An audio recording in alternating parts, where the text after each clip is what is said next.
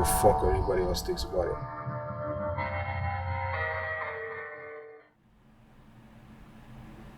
How's it going, G freaks and anime fanatics? This is Daniel, the Sci-Fi Sentry, always coming at you raw, always coming at you real. And today, in this video, I'm changing things up, and it's not going to be a review.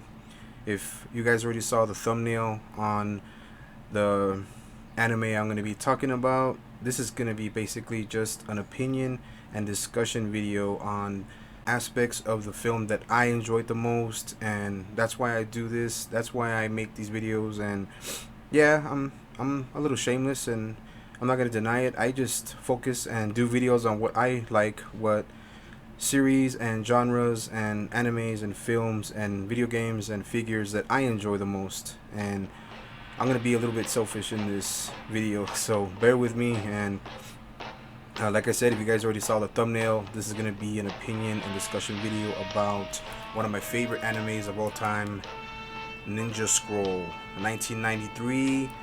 And this is just going to be something that I just dug up. I still do some information, and I still do some digging on the movies that I actually make videos of. And it's funny how JVC and Toho Studios had a part in making this film, and that, like, holy shit, that really threw me off guard, and that really surprised me. And it's crazy that Toho was even part of this film. So getting straight to this opinion and discussion video, all I'm gonna say is this is one of the best, in my opinion, of course, the best animes ever made. And them just the film talking about and adding the folklore and talking about what happened in feudal Japan, the Tokugawa shogunate, and the Koga Ninja organization, assassination, intrigue, espionage, death, power.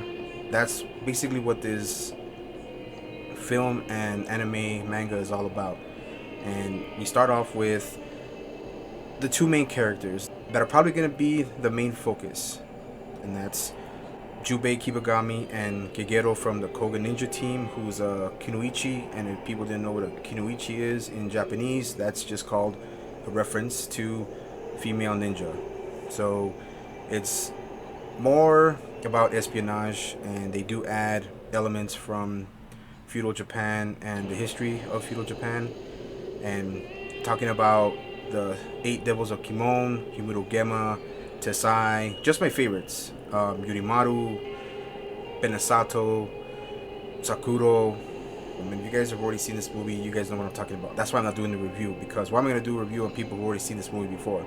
And the majority of the people that I know and the people that I subscribe to, that I follow, already seen this movie and enjoy this movie. So then getting to just the style of the brutality, the gore, decapitations, mutilations, sword fighting, battles, duels, both the Japanese and the American versions, I thought were fantastic. And what else can you say about this anime? It was the first adult-oriented anime that I ever seen, and it blew my freaking mind. Like, literally, it blew my fucking mind, and it was, to me, amazing. And I saw it when I was 13 years old.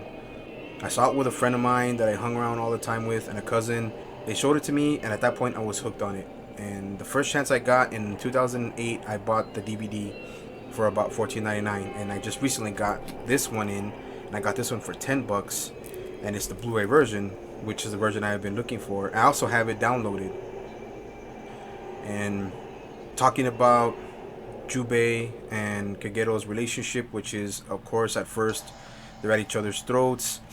Just her overall ability, just the crazy techniques that she uses as a Kunoichi, and her most devastating and deadly weapon, which is just her body in general. And I'm talking about poison tasting. And poison tasting has been around in Japanese culture for centuries, for fucking centuries. And poison tasting, just to give you a little insight on it, is a lot of shoguns and feudal lords in Japan always had, whether it was female or sometimes male, they always had, every time they're about to eat or they're about to dine, whether it be in bureaucratic Japan, where, to put it lightly, anytime any lord who was either a bureaucrat, samurai, they go to either another lord's house or castle, and they always had a poison taster. And that means every time any lord or any samurai or anybody who had a stance or had a title of power had their poison taster taste the food that they were served before they actually ate it, in the event of being poisoned by the person who invited them to that house. So that's why it's so intriguing, so tripped out. And Kagero was probably one of the best to me, but the saddest part in the film was the fact that she couldn't even really love anybody. She couldn't have children. She, whoever she fell in love with or whoever she married, rather, they took it that far, would not live, would easily die by trying to bear children or anything like that. That's why it's so powerful and so sad about her character. And that's aside from all the other shit that happens to people in the villages, talking about plague and overall just fighting for power with Tokugawa, the shogun of the dark, Gemma leading his 8 devils of Kimon, just wanting power. He's immortal, can't die, got killed by Jubei, was assassinated by Jubei, and learned how to control his whole body at a molecular level, and was basically immortal and could never die until the end, which he was encased in solid gold and sunk all the way to the bottom of the ocean. So it's fun to talk about it, and I'm not gonna make this video very long. And just the fact about the characters, Dakuan, Jubei, the mercenary, an unbelievable swordsman, to me more like a samurai than a ninja. I mean, to me he fought more like a samurai than an actual ninja. You know, ninjas are espionage. Ninjas are trained and bred to be nothing but shadows in the dark. And it's crazy how they added the samurai textures in some of the characters, which was really, to me, really amazing. And just in my opinion, Jubei was basically, to me, more of a samurai than a ninja.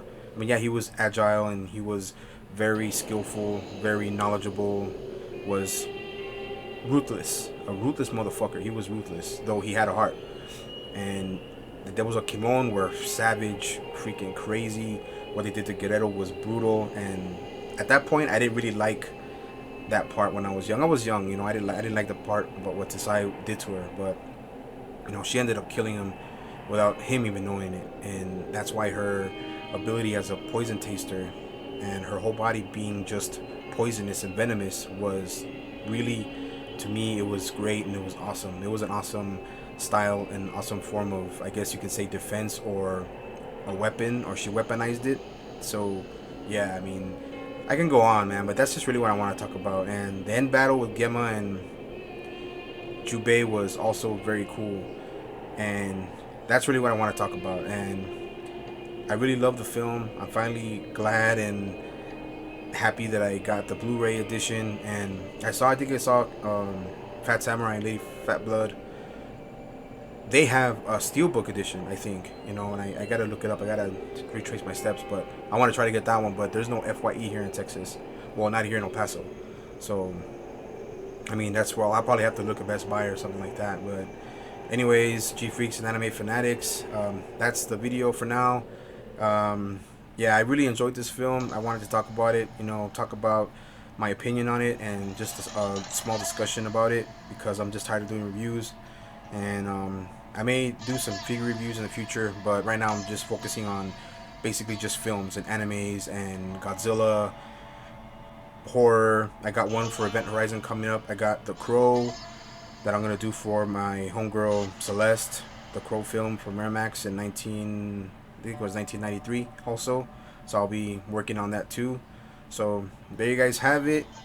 Hope you guys enjoyed the video. Like, share, and subscribe. Leave your thoughts. I always, you know, appreciate everybody's thoughts. I value them, whether they're negative or positive. You know, I don't give a fuck. You know, I'm still gonna, I'm still gonna react to them, and I'm still gonna answer them. So there you guys have it. I hope you guys have the rest of a good day. This is Daniel, the Sci-Fi Sentry, always coming at you raw, always coming at you real. So I'm out.